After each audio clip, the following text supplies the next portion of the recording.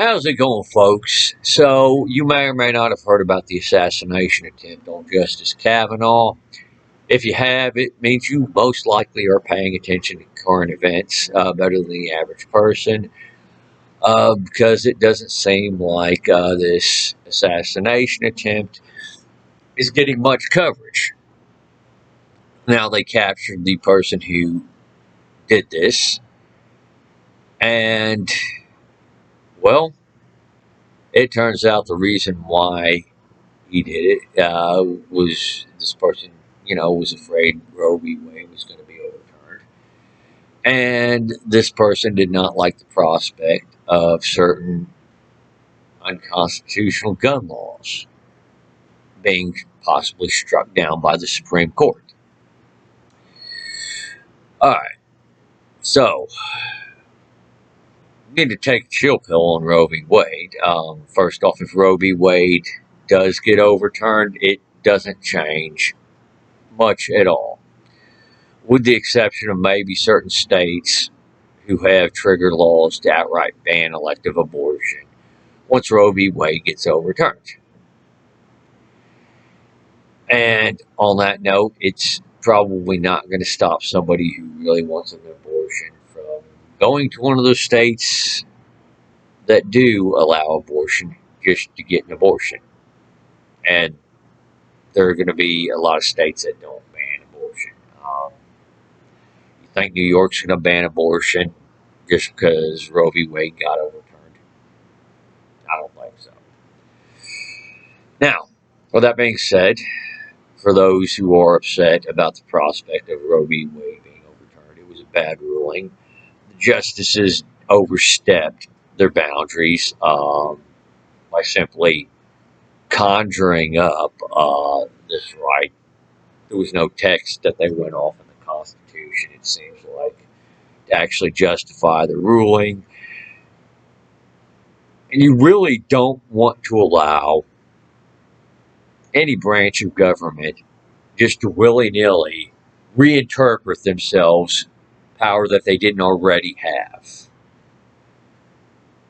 Because basically that's what Roe v. Wade was the Supreme Court reinterpreting themselves the ability to legislate from the bench, essentially. And it was one of the many times that the Supreme Court has done that. An overturning of Roe v. Wade will start to rectify that.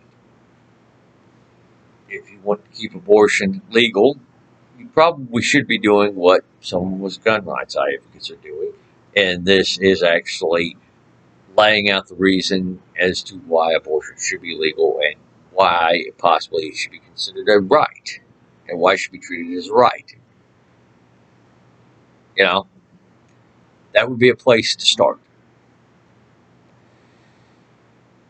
And by the way, full disclosure, I think, that elective abortion should remain legal as long as it's in the embryonic phase or sooner.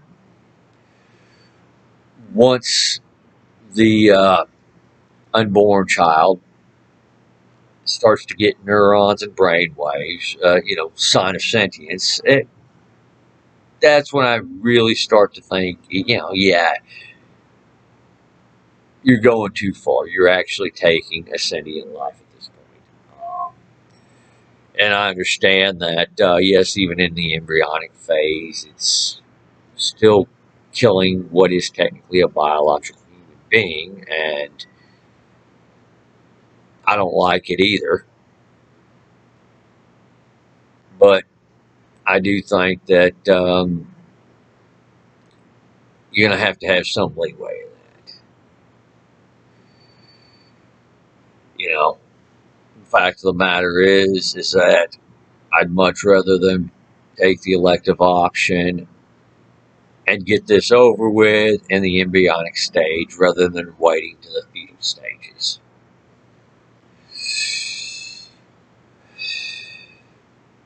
As for the whole fact that this person did not like the prospect of the Second Amendment of the Constitution getting a little bit more respect, well, sorry, I don't feel sorry for this asshole. In fact, the problem that lies in our country, I think, for the most part, is authoritarianism. You have these tribes that want their brand of authoritarianism in this country, and I think these tribes are probably the biggest reason for the divide in this country, for the growing animosity towards each other in this country. You want to heal this country, you want to heal the divide, you want to heal the wounds. Authoritarianism is not the answer. It is one of the causes. The solution is to have respect for each other's rights and to have respect for each other's choices. Let's start with this war on drugs. Guys, when are we going to admit that was a bad idea? When are we going to admit that it was stupid to ban them? I'm being serious. Because let me ask you something. For all those who are in favor of this war on drugs, this ban, what has it got you? How has it enriched your life? Other than the fact that, maybe somebody wanted to do those drugs and they're not legally allowed to do so. So now they have to resort to going to the black market. Was it worth all the money we spent on this war on drugs? Was it worth all the taxpayer funding that went to it? Was it worth the lives cost? And yes, the war on drugs cost lives.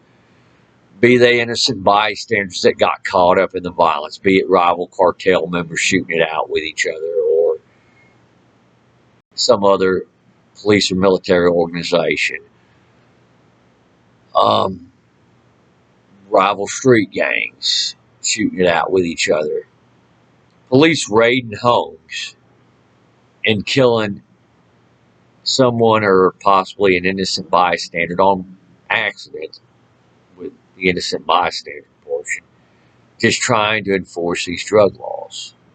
I don't think it was worth it. All to tell somebody they couldn't do a substance you don't approve of them doing.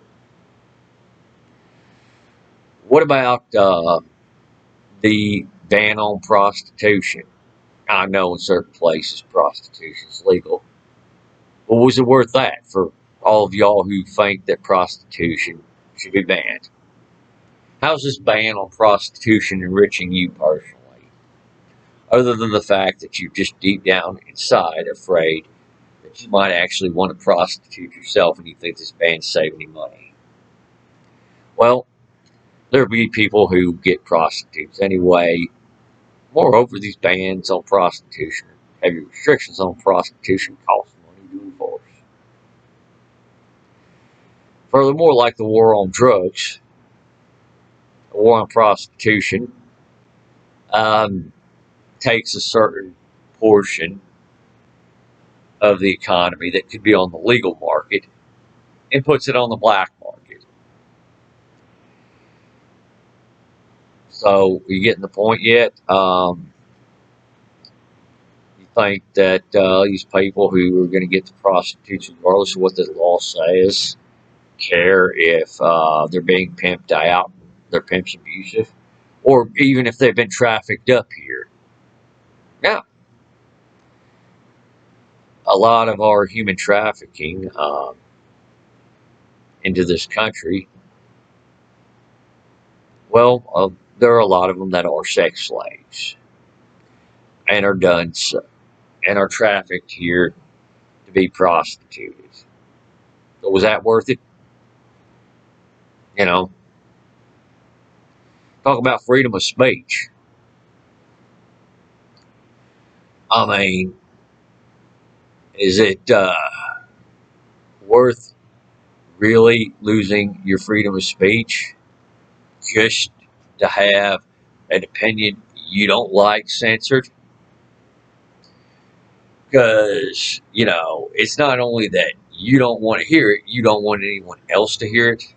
let's face facts, that's really what censorship is about.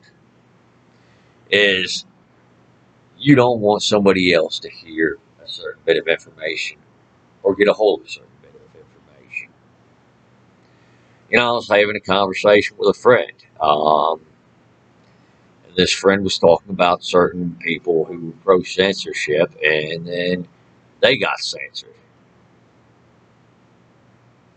You know? And by the way, there are a lot of people who have been censored. You know, I'll tell you, with censorship, it doesn't really make that person's opinions go away. It only amplifies them, and it just breeds animosity. Right to keep and bear arms. Second Amendment. And yes, obviously, if you see my channel, you know where I stand on this one. What have all the gun laws we've got in place right now? What have they done for you gun controllers? I mean, hell, you all act like they don't exist, even though they do, and haven't really done anything. And instead, you point to countries like the UK and Australia as an example. But what you seem to fail to mention, or even know, probably, is that they had the low homicide rate a long, long time ago, well before they started introducing these gun control laws. Hell, I would imagine that most of you gun controllers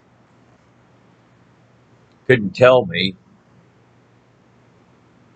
how easy it is to do something to this and then become or risk becoming a convicted felon. I'll bet none of you knew that if you put a foregrip right here and didn't Form 1 this, and pay the $5 tax standard being AOW at that point. But I guarantee you didn't know that that would be violating the federal law that's already on the books.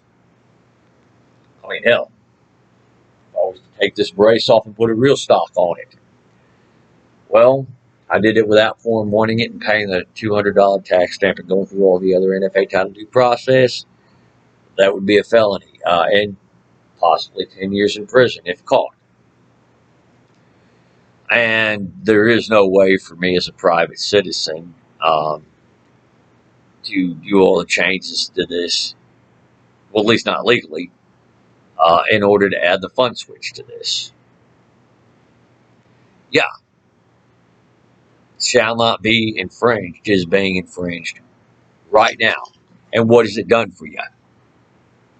All you gun controllers. These gun laws have cost people lives. Don't kid yourself. But of course, like the people who support things like the war on drugs, the ban on prostitution, you really don't care about the people who die as a result of your policies, do you? You know, the fact of the matter is that you don't. You don't have any respect of anybody whose freedoms you've trampled with your stupid gun laws. Just the same with all the people who want to ban all these drugs, who want to ban just anything they don't like, just simply because they don't approve of it. You're in that same boat too. And my solution is simply this. Let's start getting rid of all these ridiculous restrictions that have been nothing but problems for this country. Let's start respecting each other's freedoms. You know what? That right there, you're going to find is probably far more effective in healing the divide in this country than anything else. Well, folks, you have the comment section down below. Let me know what y'all think. Y'all take it easy out there and have a great day.